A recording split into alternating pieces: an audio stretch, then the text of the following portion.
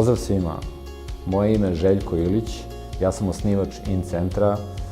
InCentar je hub koji pruža usluge preduzetnicima, start-upovima, biznisima koji su u fazi razvoja ili u nekoj odmakloj fazi poslovanja. Tako da, ukoliko vam je potrebna podrška, mentorstvo ili finansijska sredstva, možete nam se obratiti, dobrodošli ste kod nas.